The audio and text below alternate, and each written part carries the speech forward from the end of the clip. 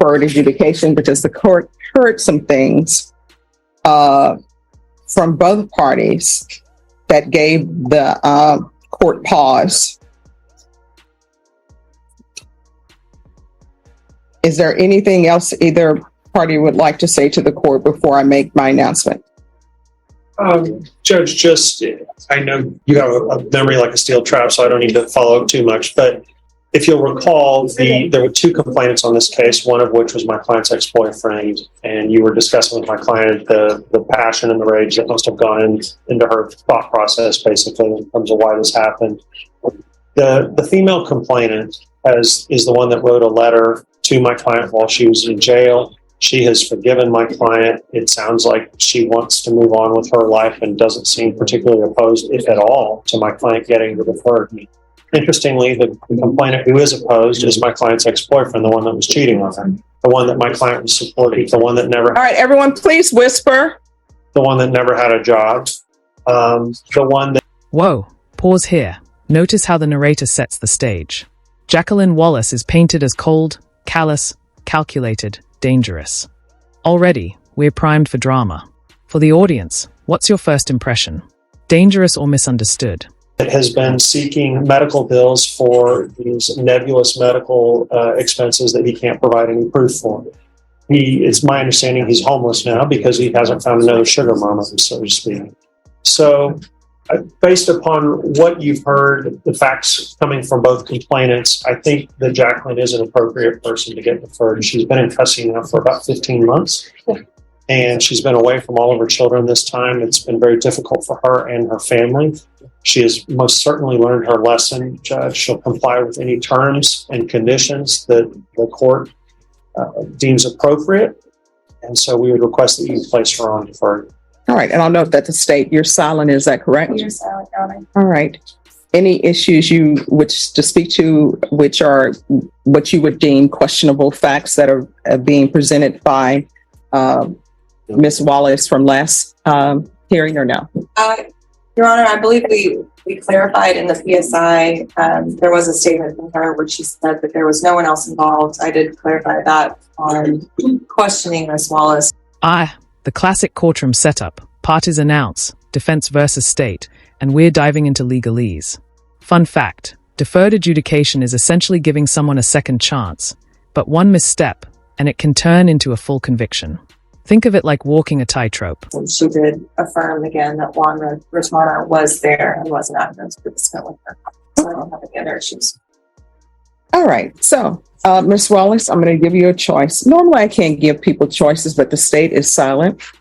I can sentence you to 5 years prison because of the nature of the case. You would have to do half the time before you're eligible for parole, or either I can give you 9 years deferred adjudication. If at any time your deferred adjudication, if you were revoked, the court would be able to sentence you up to life in prison. So what would you prefer? Deferred. All right. And counsel, Ms. Claudia is saying that her medical expenses were $2,000. Any objections to that? No. And then I think Renee Patina is saying his expenses were $1,500. We will object to that. All right, state, do you have any medical? We do not, Your Honor. Okay. This is the tension moment.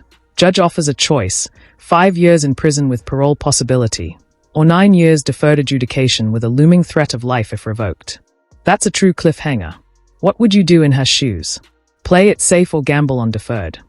Here's the thing. When you have children, your children 100% depend on you. I've told people this 1,000 times.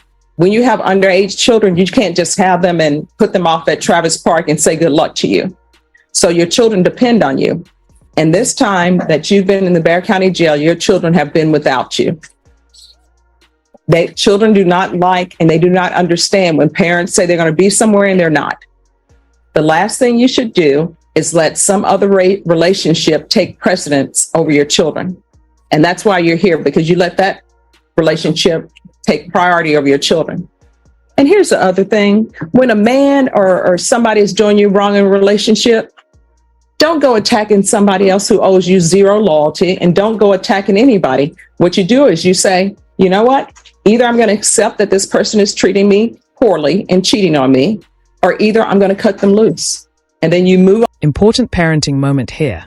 Judge reminds us that decisions in court ripple far beyond legal consequences. Children are watching, depending on you. In legal commentary, this is called the collateral consequences of criminal behavior, a critical lesson for viewers. 3, in Bear County, Texas, the defendant, Jacqueline Nicole Wallace, the then and there failed to comply with the instructions of the Alpha Home as directed by the head or authorized personnel of that agency.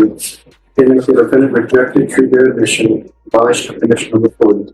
How do you plead to that? True or not true? Take away all other violations.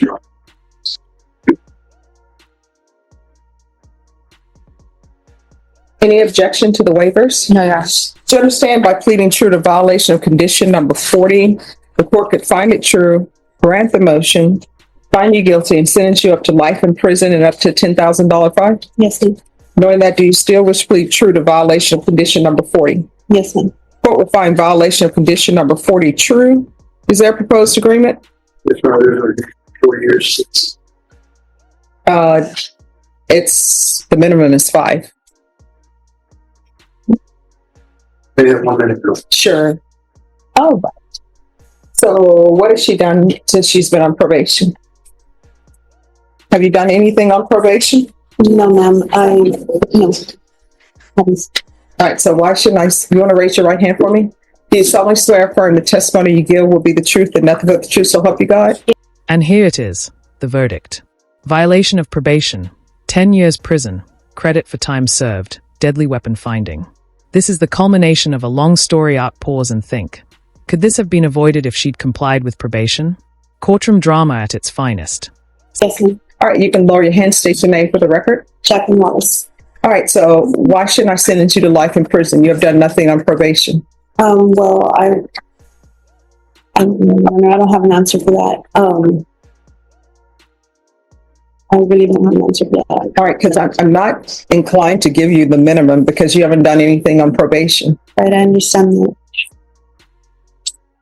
All right.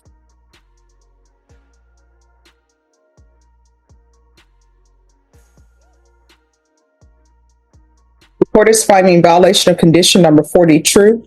The court is going to sentence you to 10 years in the prison, give you credit for any time served. There's an affirmative finding of a deadly weapon. There's to be no contact with the complainants.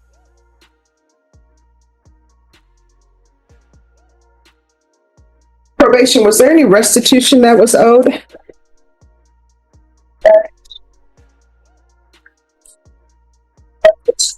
Amount was $2,000.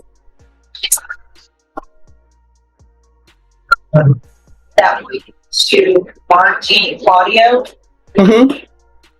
and none of that has been paid. All right. There's to be restitution to Margie. You say Claudio? Yes, Judge. In the amount of $2,000.